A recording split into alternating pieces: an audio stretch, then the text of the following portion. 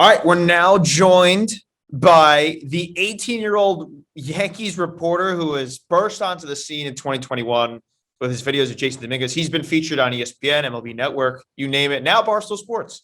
Welcome in Eli Fishman. What's going on, man? Straight from his dorm room, it looks like. Yeah, thank you so much for having me. Straight from Ithaca College dorm room. Jesus, you got a better setup than we do right now. We're over in the Stool Streams room, huddled together here. We look like the Three Stooges right now. We just look like I'm so high up on this chair. yeah. I mean, you are taller than us, not that much taller than us. But hey, you know what? You don't need a magnificent setup. This looks like a job interview or something. I feel like we're interviewing him to be our intern. We're the three pillars of a company and trying to bring on an intern here. No, your videos and your following of Jason Dominguez, I feel like, especially while the Yankees weren't doing so hot in the beginning of the year, we were looking for anything positive at this point. And Dominguez is finally playing minor league ball, and your videos were what captivated kind of the Yankees Twitter, Yankees Reddit, Yankees audience as a whole. We'll get into how you started and all that first, but like being the guy you were the Jason Dominguez guy, like that's like power, because like he's been hyped as like this Mickey Mantle, type guy, this god in the Yankees organization, and you're the guy responsible for feeding us that information. How did that feel as you're a freshman in college? It was a lot of fun. It was kind of a super hectic week because I was actually just down in Florida for like a week and hoping to see Dominguez and all the prospect guys. And he got called up to Low A, and that was one of the first stories like I actually broke and one of the first scoops I ever got. So in one day, in the morning at like 8 a.m., I break that Jason Dominguez is go to the next level, 500 followers on Twitter, and then at night he rips a double down the line, 25,000 views on a double, and then 30,000 views on a line out. And it was kind of crazy, and all the people who were saying stuff on Twitter, and all the views that it was getting and all the messages that I was getting, it was kind of crazy just to see, like, especially for Jason Dominguez, kind of just like an 18-year-old prospect for the Yankees in Low A in Tampa, where there's 50 fans in the stands, how much attention it was getting and how much the videos were getting. It was pretty crazy. You can kind of be his like Brian Windhorst. Yeah, like you need to attach yourself to him. You have to, I know. I gotta try. Jason Dominguez. I'm praying that he's up here in the Northeast, either in Hudson Valley or likely in Hudson Valley, to start the season next year, and then I will for sure be spending quite a lot of time there. Have you had like interactions with him yet? Does he know that you're the guy reporting on his every move? A little bit, I think. For what sucked so much this year was that everything was on Zoom, and the Yankees in Tampa, there wasn't really any media access. So I never got to like do any normal media stuff with him, and really no one else in the Yankees organization has been able to like interview him. Almost, I don't know if anybody has, any Yankees reporters have yet. I had like a brief interaction, like a, hey, what's up? When he was in the on deck circle and I was right there, and I think he knows who I am. I've messaged with him on Instagram a little bit. Okay.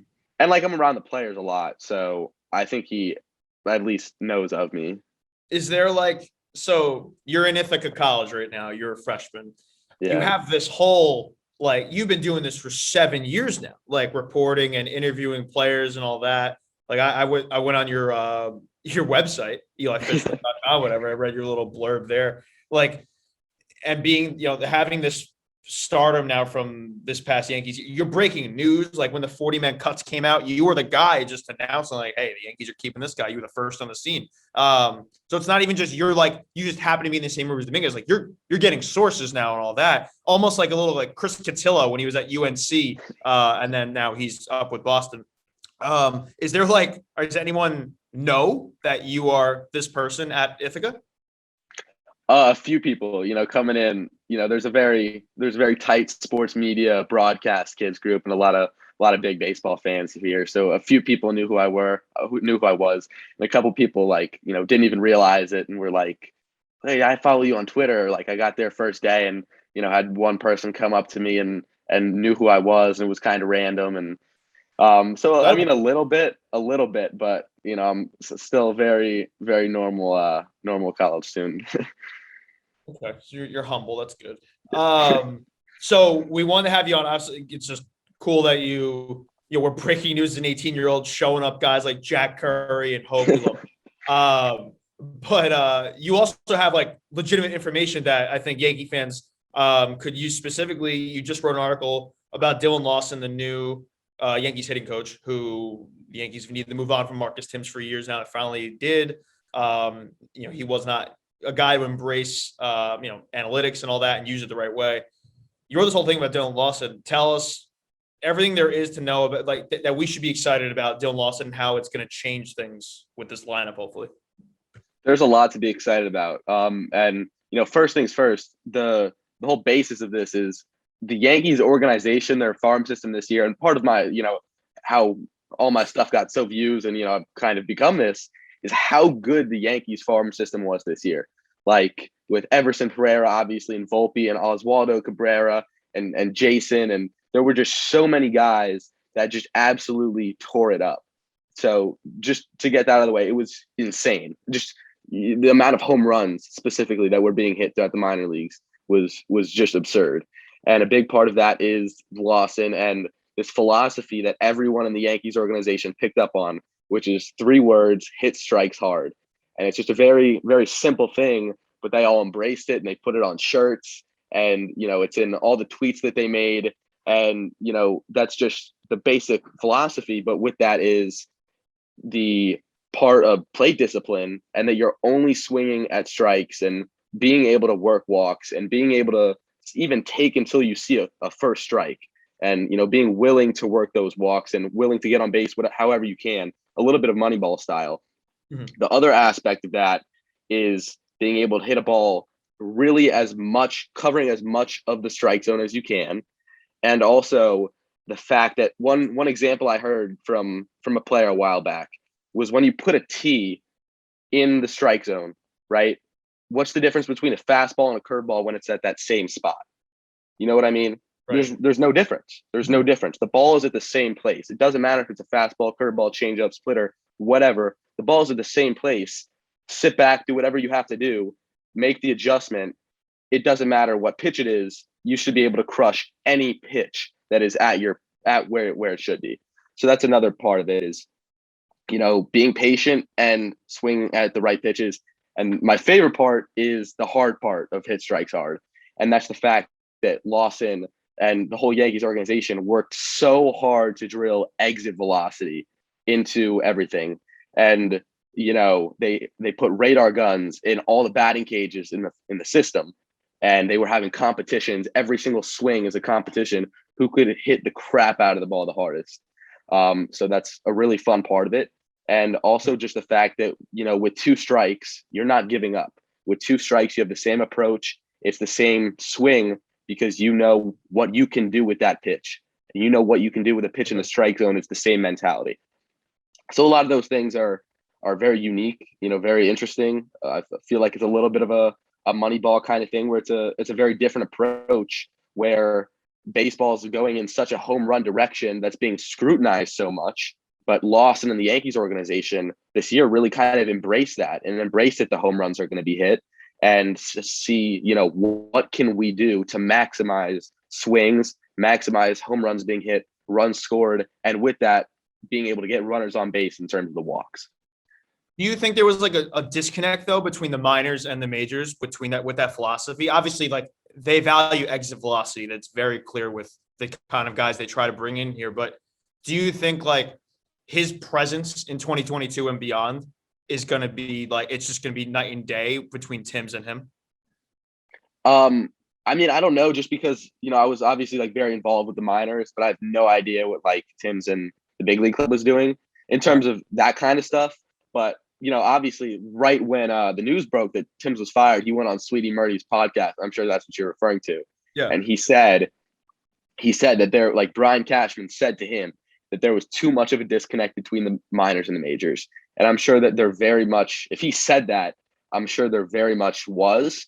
And I don't know exactly how it is with the majors, but for the minors, every single hitting coach at every single level is working together, and they're on meetings all the time, and they're always talking about every single player. And, they're all telling the players the same thing, pretty much. And so I wouldn't be surprised if, obviously, when you have 5 different levels and all of these coaches are together, and then you have the big league club, I don't know. I'm sure there's a disconnect there, and that definitely makes some sense. I'm a guy that hates the home run or strikeout mentality. I've called to go back to the Stone Age. I like contact hitters. I want guys for high batting average, put the ball in play, don't strike out, the anti-Joey Gallo, if you will. Is this Lawson approach gonna make me not? Am I gonna not like it? Like, I feel like the way you're saying it's like it's gonna be more home run or nothing, or is there gonna be some more contact than guys hitting 210 up and down the lineup? There's definitely contact part of that. You're still trying to hit the ball as hard as you can, but putting a good swing on the ball, and high exit velocity usually results in hits. It's not necessarily home runs as it is high exit velocity and hitting the ball hard. There's too many fucking stats. Just hit the ball. That's all you got to do. Hit the ball. Hit strikes hard. I think Hit strikes hard, Marty. People are making it It too strikes hard. fucking complicated with all these stats. Just hit it. See, I think Babe that's what Ruth- Tim's was trying to do, though, and he stunk. You think all these old fucks and like Babe Ruth was like, hey man, I need exit velocity. Yeah, but do you think Babe Ruth could hit? He's trying to hit the ball 550 feet. Right. Well, the game has changed. I I don't- don't want it to change more than it has to. Well, it has changed. We need to adapt. I'm upset. I don't like to. I don't want to adapt. You're with me. I'm Tom? with I'm it. not an Thank you, adapter. Tom. I'm with it because you see what Matt Blake did, taking over Rothschild, who was the biggest fucking dinosaur Stone Age idiot in the world, and obviously he already was fired by the Padres. And Matt Blake, I think, with the 3rd best ERA as a fucking and a pitching staff in all of baseball last year. Clearly, Matt Blake is doing things right, and maybe that's just instituting a changeup, whatever. But I think if they're trying to go the same line as that, where hey, get the dinosaur and Mark Timms out of there, a guy who maybe he liked analytics, whatever, but he didn't know how to It's all about translating it, taking the analytics and giving it to the players. He might be bad at that. That's what Rothschild was horrible at. Because CC even said he liked analytics, he just didn't know what to do with them. So Dylan Lawson, hopefully, he's young, right? Isn't he low 30s, right? Yeah, I think he's mid 30s. I couldn't find his exact age. And another thing, as you talk about that, is one thing that Lawson loves is it's called a blast motion, which I mentioned in the article. And it's like a little sensor, little rubber sensor that you tape to the bottom of the bat. And you set it up on an iPad and set it up to an app. Is this the thing that Altuve used with the cheating? I'm kidding. Oh, yeah. He promotes it. He's their sponsor for it. Okay. Actually, funny enough. But it tells you your hand speed and the bat speed and exit velocity and the angles and all this stuff. Excuse me. Got a little bug in the throat. Oh God. But losing. That'd be great podcast numbers if you choked live on air. Do we have permission to put that out? He dies. But part of that is, so on the app, it creates a 3D video of the swing. So you have the bat, and it's kind of hard to explain. It literally creates the bat motion in a swing. And you could literally go back and right after you take that swing, watch your exact bat path, look at every single possible number you could look at your swing and make those adjustments. And they use those in inner squads, they use those in batting practice, and they really try to hammer that. And they really do use that technology too. They use the super high speed Edgertronic cameras, and they go back and watch those and those kind of things. And with the right coaches, those definitely do make big adjustments. One interesting thing in your article, he has a thing with batting practice, right? That it's a little different than what most people are doing. I feel like this will almost change. If you see this in person in the big leagues, you're like, what the hell is going on? Elaborate on that a little. Yeah. So what they did and what a lot of the players for the article I talked about was for batting practice, they didn't try to make it a, normal Yankee Stadium pitcher throwing batting practice, hit the ball, have some fun with it. They really tried to make batting practice, a tough preparation for the game. You can go in the cage before the game and in the cages under the stadiums, and you can prepare there for your get your swings in, whatever. For batting practice for the Yankee system, what they did is it depends on what the exact pitcher was. If it was a sinker, curveball, whatever he is. But typically they brought out a machine for a fastball, ramped it up to some serious velocity. With those machines, you could probably go 105, but Right. Don't quite go that hard. So they have that as one machine, and then the other machine with these machines, you could have like a 4,000 RPM curveball, like an absolutely wicked, better than anybody in the big leagues curveball with the machine. So in the other machine, they have that, and usually they rotate back and forth between those pitches, or if they're really seeing a high velocity fastball guy, just see 100 plus for every single pitch, and they try to make it as hard as they can with the batting practice, and sometimes the machines are really, really close, and obviously it looks very challenging. And a lot of guys do have trouble in batting practice with how good the machines are, and they say that obviously that really prepares you for the game when you're already coming in seeing this high velocity, and you're seeing curveballs that almost aren't humanly possible. So he really tries in batting practice to make it hard, which it's almost like the batting practice version of putting a donut on your bat right before you're gonna hit. Right, you feel like you're swinging. Like I'm a fucking really skinny kid. I would need a donut on my bat if I was gonna use a 33-30 or whatever. And then all of a sudden it feels like a lightweight bat when you're at the plate and you get a few really fast swings off there. It's kind of like that kind of version, right? Where you're gonna see the hardest, and you're not like that's it. You're not gonna come close to that. You're gonna get something that feels better. Right. Exactly. And when you see it as often as they do, the guys spend 8 hours at the field every day, it's gonna get drilled into your muscle memory. So they're gonna do this before games now? Like this is the new move? I mean, I would have to assume when he's the hitting coach. I couldn't say for sure. That's what I'm trying to picture because I feel like they would do it in the you don't do that probably on the field because in front of fans that's embarrassing. That's what I'm saying. Could you imagine going with your kid or whatever, and you're looking to see some home runs from Stan, and he's just I feel like they could strike it out at home plate. It's almost like the opposite of what he said they did in the minors, where they would do that on the field and free swinging underneath, right? I think they'd probably do the opposite, free swing on maybe. And then if they go underneath, I can't see us showcasing our best guys, just like Gallo just making contact one time of 20. I just can't see that being the product that Hal wants to put on the field. I do could there be a mystery ball aspect to it where you don't know what's coming out? Maybe. I mean, they usually have it pretty planned out. And also for the minor league guys, they live at the stadium and there's never any fans there. Fans aren't even there for batting practice. So they don't think about it. It is different. And I'm sure, you do think about the business aspect. People want to see the BP home Some runs. people just come out for batting practice. Fucking what's Zach Campbell. Zach Campbell. Can't stand that guy. He would really. He would be so against that. What do you know about Anthony Volpe? What have you seen from him in person? Have you interviewed him? Yeah, I interviewed him. Yeah. So what's he like as a player and as a person? Is he the next Derek Jeter, like everyone says? Hype us up. Give me but we got a lockout right now. I want to hear. Don't give us any negatives. Yeah, give us the only positive. Zero negatives. All right. For Volpe, for the minor leagues in general, where the thing that you look for the most is the it factor. It's hard to pick up on. You almost never see it. When you see a guy and that guy is insanely special, you say that guy's it. That guy has it. Very few people I've ever seen have it in the minors. And Anthony Volpe, when you see him play, he has it.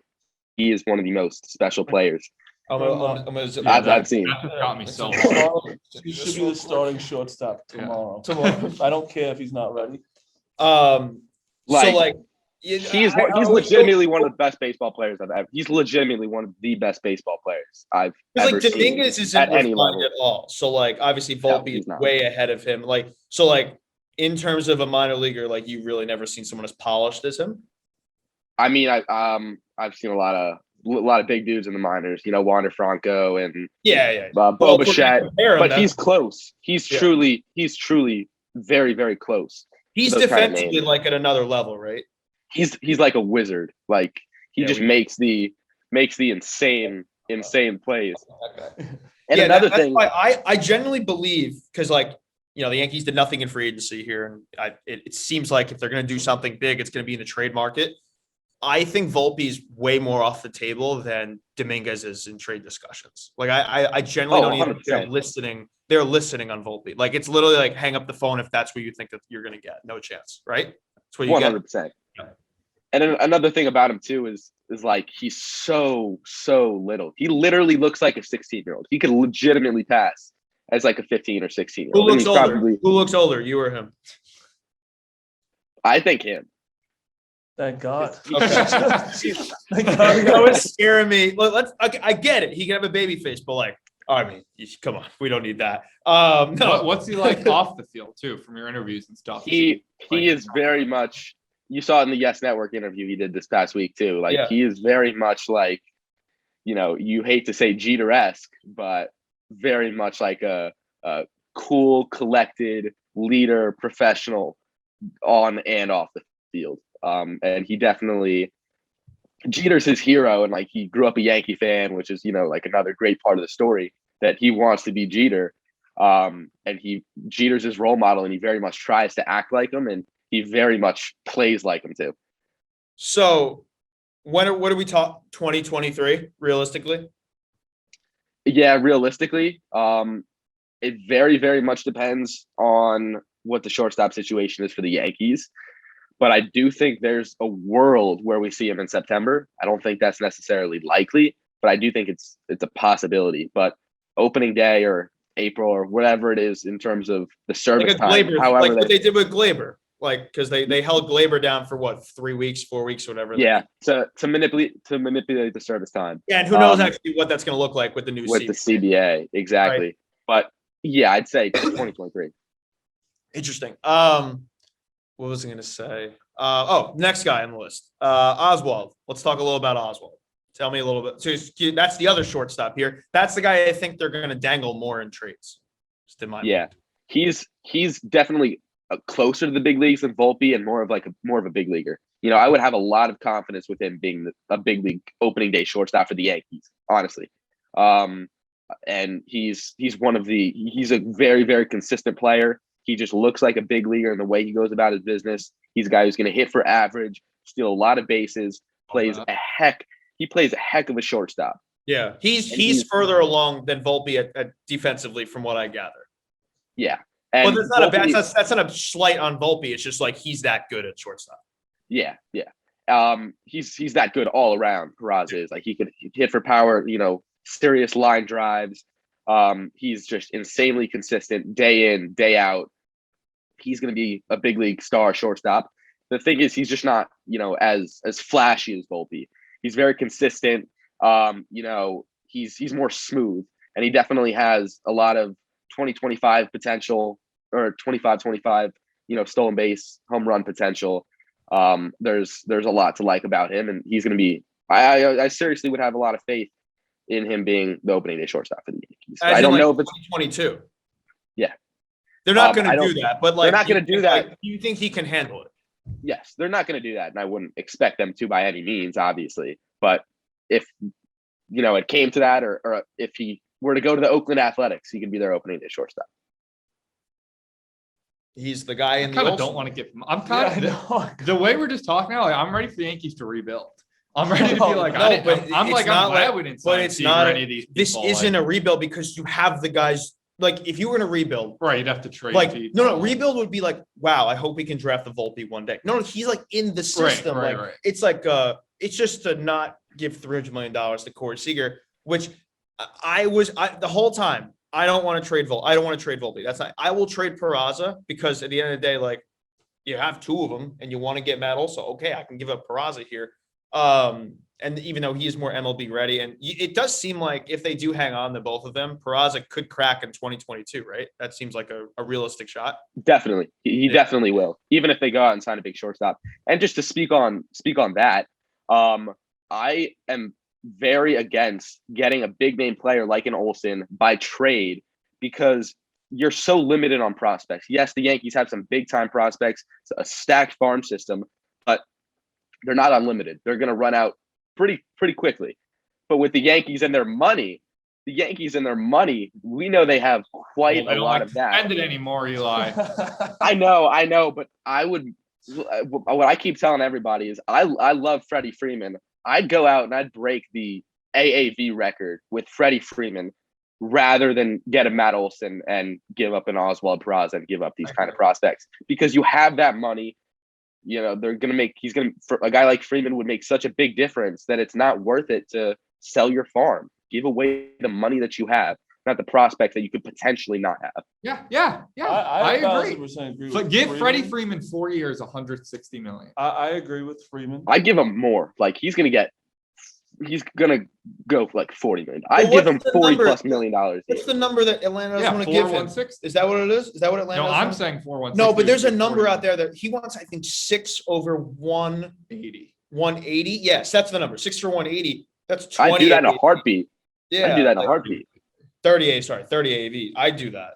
Or do 1,000%. 4,160. It's higher AAV, and he'll be able to still hit the market. Those guys again. want years though. They Yeah, all but have he years. hits the Yeah. market again at 35, 2 years younger, with a chance to make back that 20. The thing million. with Freeman is 32. Olsen's 27. That's But that's that's- why he costs all the prospects. Yeah, and that's what I'm saying with like, yeah, I'd rather Freeman spend to get a prospect, but like you also would love for a prospect to be like an Olsen. Like you already know what he is. You don't like Volpe, yeah, he's good. We think he's gonna be amazing. We have no idea. We already know what Olsen is. I know what Anthony Volpe would be amazing. Yeah, you Yeah. say No, that. but you never know. You never know. No, That's the thing about right, and that. That's why right, it's and tough. that is the flip side too. Like you're saying, like we have these prospects, but they're not unlimited. But Greg Bird was supposed to be Mark Teixeira. Yeah, Like exactly. fucking Clint Frazier. Gary Sanchez is supposed to be the greatest offensive catcher of all time. Yeah. Well, there's Now I'm getting- Estevan Florio. I'm Like getting now he's sad like he's a now. fourth outfielder at best at this point, right? Now he's still super young, still, but Jorge still Mateo, Yeah, all Jesus the Montero. yeah, like you heard of all these guys, and Cashman just hung on to him or traded it or let him go when it was over at that point. At some point, you got to pull the trigger and just trade somebody. And in my mind, if you have 2 shortstops, and I know like if you can play shortstop, he can play third, he can play second most likely. So and even maybe got center field, whatever. But if you have these guys, I think you trade one of them, and if you trade one of them, it's Peraza. And then you go from there in my mind. And they have other guys too. Pereira is great. You had. I read all your tweets because they're all about the minor leaguers, and I don't have the time to truly follow the minor leaguers 24/7 like you do. But who was it a first baseman or a catcher? The catcher guy. Antonio Gomez. Tell Antonio Tommy about Gomez. him because Tommy wants a new catcher. As Yeah, most Okay. of us. If why Yankees fans are gonna love this kid is because he's the best defensive catcher I've seen ever. He's literally he's 19 years old. He was in rookie ball. He made it up to low A this season. He looks like JT Realmuto on the field.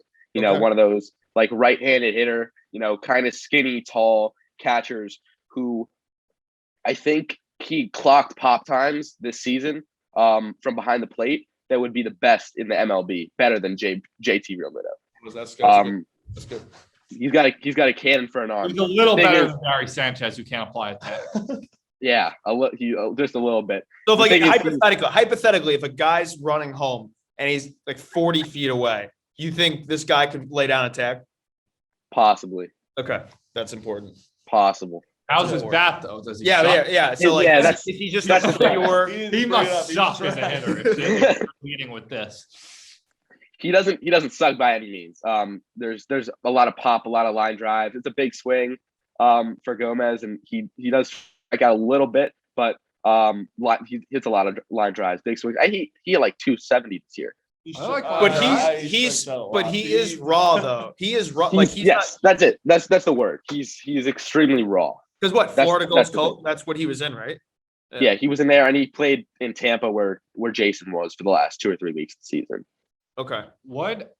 Give us a name that like a casual Yankee fan might not know. Not one of the.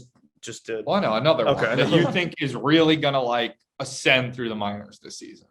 Like have So like I guess this year's like a Pereira. Peraza This or guy's Pereira. Pereira was unbelievable. Yeah. I'm trying to think. The three Any guys. Any What I was going to say, the 3 guys that got added to the 40 man: JP Sears, Ron Marinaccio, and then obviously Steven Ridings. Those Okay. 3 guys. Yeah, Marinaccio. I mean, if that Marinaccio isn't good, like just off that name, then I have nothing to live for. Those 3 guys are going to be massive bullpen pieces for the team Okay. this year. And Sears is a guy who can start too. He bounced back between starting and relieving, and a little kind of crafty lefty, and You think? with So you some think 2022? with some insane spin rates. You think they're helping this year? 100%, all 3 of them. Well, yeah, Riding's better be if they're just want to. I still won't get over. And if I ever have Cashman in front of me, I'll ask him. Well, there's many questions, but I would ask him, why did you do this to Stephen Roddings all year when he could have? Like, why was he a mid-September last minute call up rather than here in June and helping the team? But okay, that's exciting. So. Okay, I can take a little bit of a deep breath. Like for anyone I'm on the excited ledge, for the future right now. like no, I just want to skip. Meanwhile, me and you were always like, I don't give a fuck about the minors. We're like, just once I get here, I'll know. They're just so unpredictable. Like, Right. It's you truly never know. Like these guys look insane. Yes, but in 5 years, half of the guys they're facing are going to be carpet salesmen.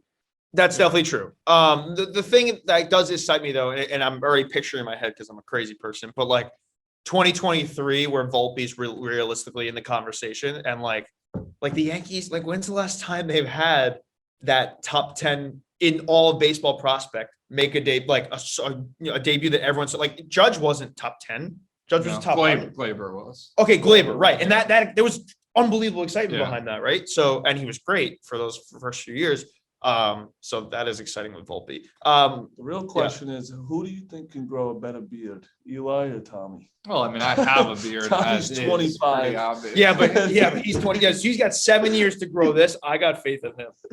I got faith In in you. 7 years, I'll be able to. You'd be surprised, Eli. I thought the same thing. No, you'd be surprised with me. You got. I can't grow anything. Can't. Yeah, no. That's We're what I'm saying. not surprised. Yeah. I couldn't either at that age, and I still can't really now. This is like a month plus. I will say though, like when I was in your situation where like I couldn't grow anything, I would like do the thing where I would like shave a little that's why I bit. have a full beard. Big mistake.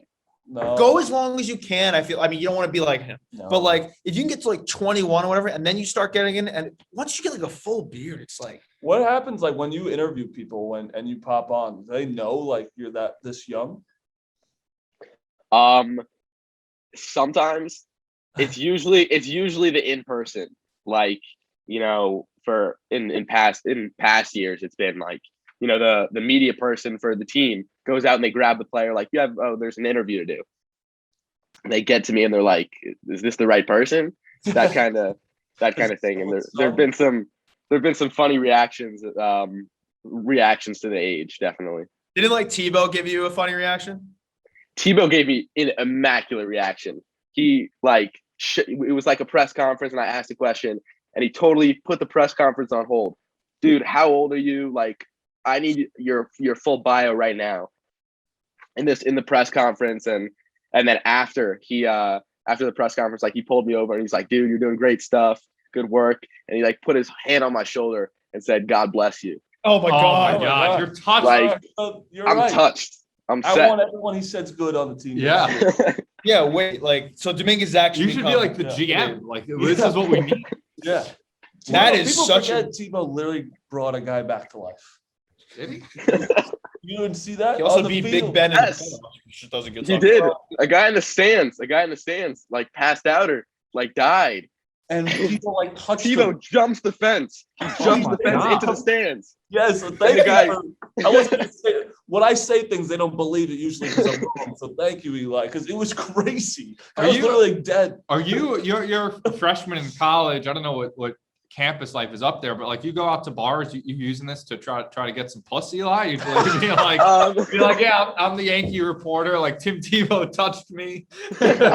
I'm in with all the next Yankee top prospects. I haven't tried that one. I haven't brought it out. Yeah, you should. What's wrong with you? My pickup line would be, hey, babe, Tebow said, God bless you to me. Yeah, I am. because I can do whatever I That want. should be your Twitter bio. The Your typical Twitter bio college should be girl Tebow blessed me. probably isn't going to know Anthony Volpe or Jason Dominguez. Yeah, but exactly. I don't think the ladies care. But they know No. Tebow. Everyone knows Tebow. No, I don't think they do. I don't know.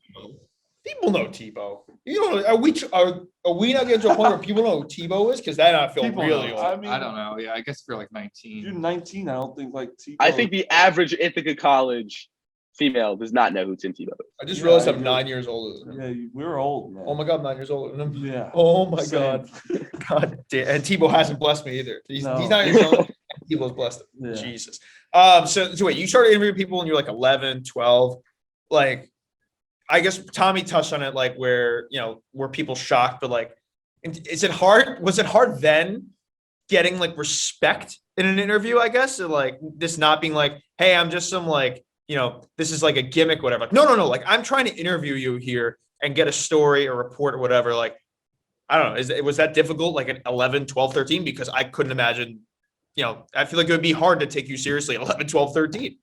Oh, absolutely. And when I go back and like I watch the interviews I did or anything that like, any like videos I made when I was 11, 12 years old, I'm like, how did anyone take me seriously? Just because like how young and how in a lot of cases horrible all my questions was and my posture and everything.